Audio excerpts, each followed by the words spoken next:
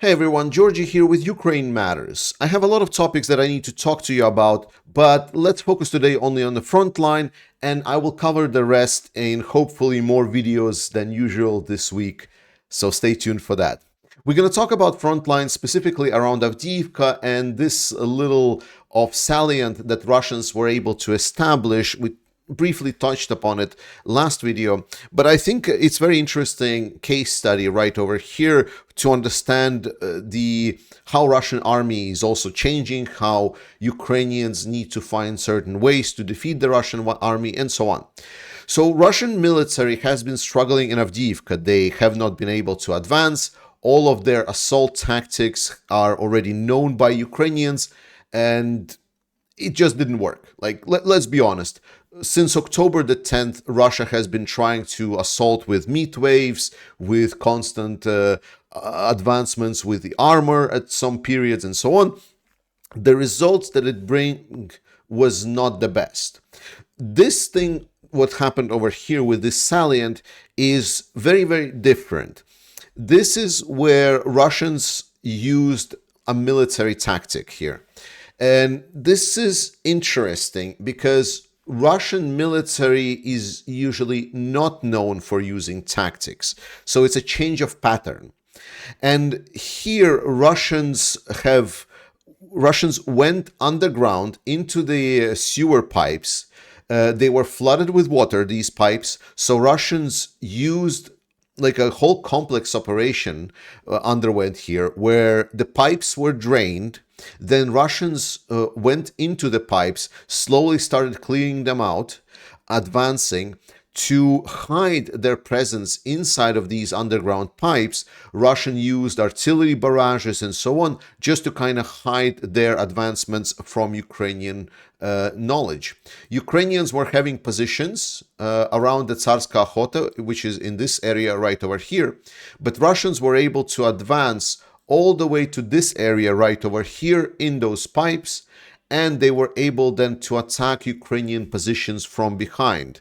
At first, Ukrainians lost the positions, then they retook them. Now, apparently, Russians are again trying to push them out. But the point is that it turned, I know it's colored red, right? But it basically pushed this whole area into the gray zone, whereas before there were Ukrainian fortified positions. Is it bad for defense of Avdiivka? Yes, but again, I'm very, very kind of in global sense fluent towards it. So more important lesson is to understand how did it happen that Russians that are usually quite poor at adapting to something suddenly execute some kind of a tactical operation that requires cunning, that requires some work, and so on. Mostly why this happened is not because the Russian army has changed. We see that in big decision making. We see that in general level, when the talks are about bigger units of Russian like assaults, like how they want to assault and continue working forward, it is with the direct meat wave assault as they did before. However, now we see also that Ukraine has adapted to that tactic quite well. I definitely think that it's both thanks to the bigger prevalence of FPV drones and a larger availability of cluster shells. And Russians have been forced basically, can we try anything out? Can we find out any of idea? So that was the thing that pushed them to execute this risky maneuver. It's an interesting change. So something for us to know about, that Russians, unfortunately, they're also adapting. We'll see if this will have a more profound effect on the Russian military. Will they start being more flexible on the front lines? Will they start adapting new doctrines? I don't like what happened, but we'll see how it's going to develop. But the good news in all of this situation is that what happened here with Ukrainians losing these positions is a one-off, right? So you can do this special tactic once, and then it becomes known to the enemy. That's it. You're not going to be able to repeat it as easily after that. It doesn't mean that it might not happen again, but it's definitely something to be aware of. And I think Ukrainians now are know about what they should expect from Russians. And I think every single pipe or any single communication line that could lead to Ukrainian positions is now going to be protected and cleared out. But where are Russians going? Like, because I told you about the fact that Russians, they need certain positions in Avdiivka to capture in order to take Avdiivka. And going through the forward positions with Avdiivka it's a stupid idea, right? Going through the fortified city, which Avdiivka is, it is a fortified city, is kind of a dumb. Well, where Russians are trying to go is actually right over here. There is this district of Avdiivka, which is like towards the western side of the city, which is called the 9th district. To be more precise, I'm going to zoom maximally in, and if you can see the dark shapes over here, these are like high-rise buildings. These are like 10-story high buildings. I'm going to show them for you on the Google Maps picture. There they are. So these are like 10-story high buildings, and Russians want to get to these buildings because it achieves two very important things. First things, it denies the Ukrainian satellite and drone navigation in the area, because both Ukrainians have like these dishes for additional drone navigation, like relays, the network relays, so Ukrainians are able to use their drones much further than regularly. And secondly, they have the observing posts, maybe cameras on top of these buildings, because they are much higher than anything else available in Avdiivka, so they are allowed to kind of scan the area.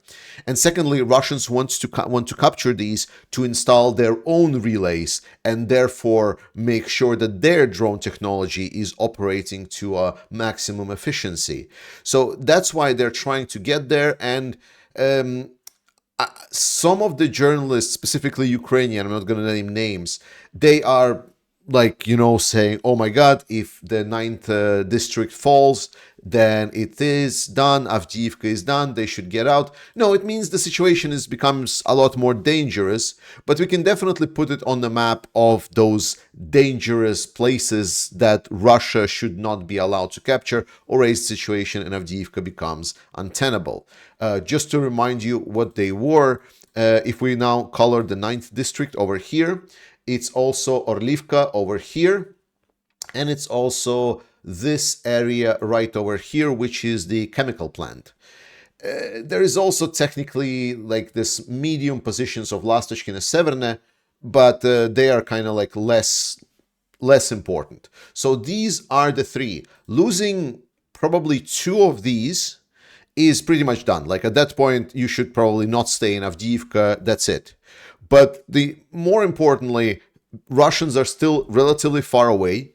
We know that the tempo of their advancements have dropped incredibly.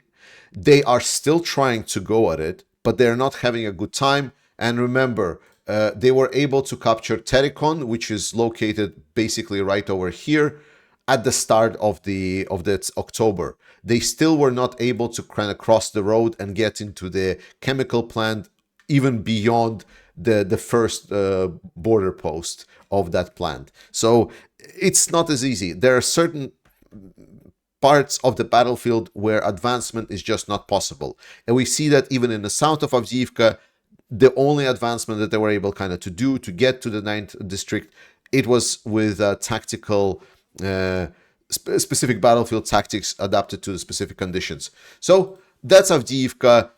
Avdiivka is fine for now. Is it threatening? Yes. Are the battles there still hard? Yes. However, we see that Ukrainians, despite the shortage of resources, are holding firm. The key elements are still in play, so Avdiivka is doing well.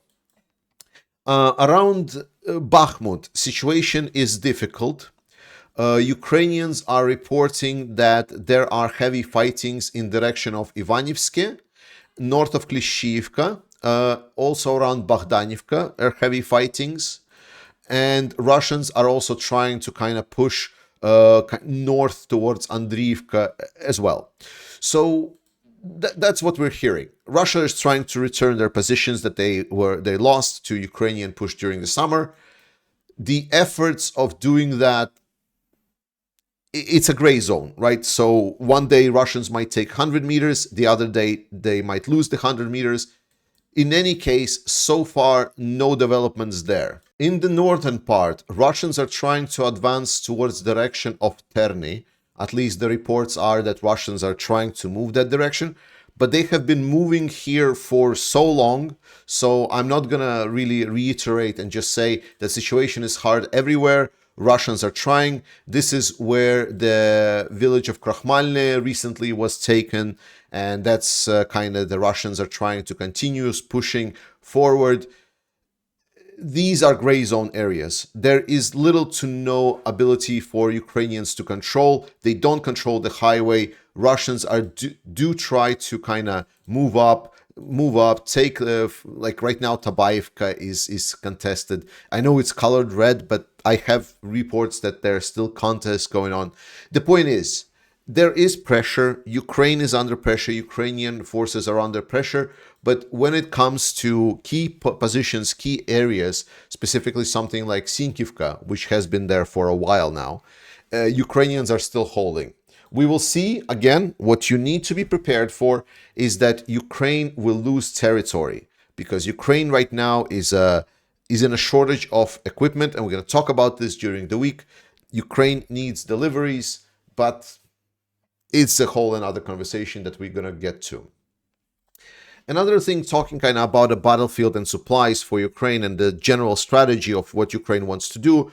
Washington Post has posted this article that triggered a lot of people, so I just want to take a second to tackle some of the quotes in this article, because a lot of people are able to read the first headline and then read the first sentence, and then by the time that they get to the part de-emphasize winning back territory, they kind of stop reading the article. They go on their social networks and start writing that US is giving up on Ukraine. Yes, they don't want Ukraine to recapture their territories, and that's it. However, if people would just like not do that, and instead they would try to read what's written further, then it would become very, very clear that what we are seeing here is actually just a little bit more clarification on the rumors that I've reported around a month or two ago, even, that US are looking at Ukrainian capabilities that are coming along, that they're saying that potentially Ukraine needs more time to build up their forces, to build up the equipment that they need in order to stand up against Russia, because deliveries to Ukraine are not as intense as it was expected. For a variety of reasons, even US itself is now failing with deliveries of equipment to Ukraine. Scaling of production is going slower than expected. This is the European Union and the shells delivers to Ukraine. And it's kind of is said really, really well. I know it's anonymous sources, right? I'm tackling kind of the points here. I'm not saying if the article is good for me. Anything that bases itself on the anonymous sources only is pretty much dog shit, but people have been talking about this article, so let's discuss the kind of the principle behind it. But the point is that US, at least rumors are, is proposing the strategy for Ukraine. Don't focus on retaking territory in 2024. Accumulate your forces, assess how much you're able to get during these turbulent times in US, during these turbulent times in Europe, where Orban is still a big problem. Gather those resources, prepare a bigger plan, maybe for 2025. And then with bigger reinforced forces, with having 2024 spent in active defense, go on the offensive with a proper plan and accumulated resource quantity without relying on the deliveries. So essentially, don't start until you're ready. That's the short version of what this article says and what the general notion is. So please read just past the headline and then it's going to be fine.